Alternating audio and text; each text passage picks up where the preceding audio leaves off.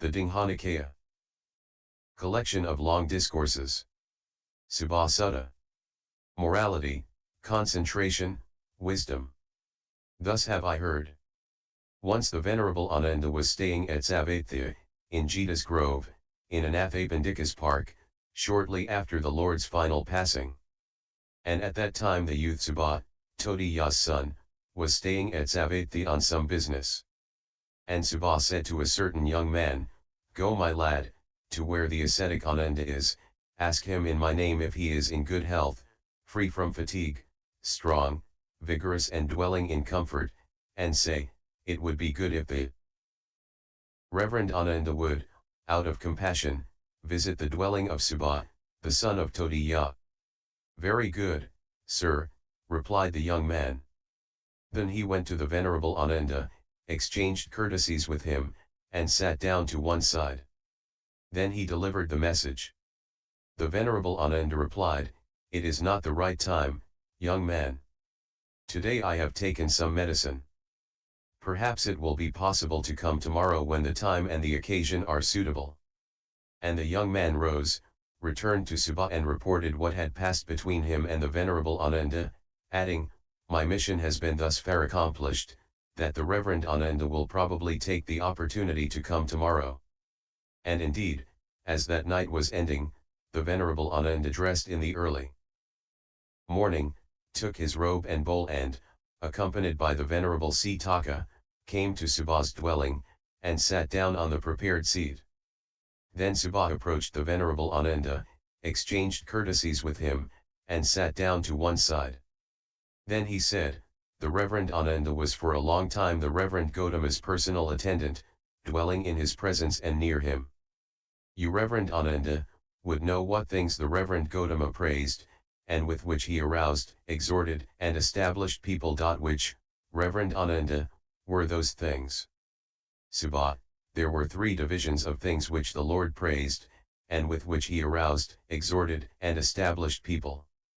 "Which three?" "The division of Aryan morality, the division of Aryan concentration, and the division of Aryan wisdom. These were the three divisions of things which the Lord praised." "Well, Reverend Ananda, what is the division of Aryan morality which the Reverend Gautama praised?" "Young sir, a Tathagata arises in the world, an arahant, a fully enlightened Buddha, endowed with wisdom and conduct, welfarer, knower of the worlds, incomparable trainer of men to be tamed, teacher of gods and humans, enlightened and blessed. He, having realized it by his own super-knowledge, proclaims this world with its devas, maras, and brahmas, its princes and people. He preaches the Dhamma which is lovely in its beginning, lovely in its middle, lovely in its ending, in the spirit and in the letter, and displays the fully perfected and purified holy life. A disciple goes forth and practices the moralities." Digha Nikaya 2, verses 41 to 63. Thus a monk is perfected in morality. That is the division of Aryan morality which the Lord praised. But something more remains to be done. It is wonderful, Reverend Ananda, it is marvelous. This division of Aryan morality is perfectly fulfilled, not left incomplete. And I do not see this division of Aryan morality fulfilled thus anywhere among the ascetics and Brahmins of other schools. And if any of them were to have found this perfection in themselves, they would have been so delighted that they would have said, "We've done enough. The goal of our asceticism has been reached. There's nothing more to be done." And yet the Reverend Ananda declares that there is more to be done. End of first recitation section. Reverend Ananda, what is the division of Aryan concentration which the Reverend Gautama praised? And how is a monk guardian of the sense doors? He guards the sense doors and attains the four jhanas. Digha Nikaya 2, verses 64 to 82. This comes to him through concentration. That is the division of Aryan concentration which the Lord praised. But something more remains to be done. It is wonderful, Reverend Ananda, it is marvelous. This division of Aryan concentration is perfectly fulfilled, not left incomplete. And I do not see this division of Aryan concentration fulfilled thus anywhere among the ascetics and Brahmins of other schools.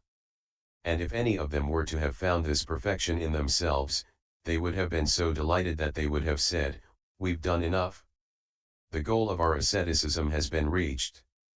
There's nothing more to be done." And yet the Reverend Ananda declares that there is more to be done. Reverend Ananda, what is the division of Aryan wisdom which the Reverend Gautama praised? And so, with mind concentrated he attains various insights, Digha Nikaya 2, verses 83 to 84. That is known to him by wisdom. He realizes the Four Noble Truths, the path, and the cessation of the corruptions, Digha Nikaya 2, verses 85 to 97. And he knows. There is nothing further here. That is the division of Aryan wisdom which the Lord praised, with which he aroused, exhorted, and established people. Beyond that there is nothing to be done. It is wonderful, Reverend Ananda, it is marvelous. This division of Aryan wisdom is perfectly fulfilled, not left incomplete. And I do not see this division of Aryan wisdom fulfilled thus anywhere among the ascetics and Brahmins of other schools. And there is nothing further to be done. Excellent, Reverend Ananda, excellent. It is as if someone were to set up what had been knocked down, or to point out the way to one who had got lost, or to bring an oil lamp into a dark place, so that those with eyes could see what was there. Just so the Reverend Ananda has expounded the Dhamma in various ways. Reverend Ananda, I go for refuge to the Lord Gautama, the Dhamma, and the Sangha. May the Reverend Ananda accept me as a lay follower who has taken refuge from this day forth as long as life shall last. End.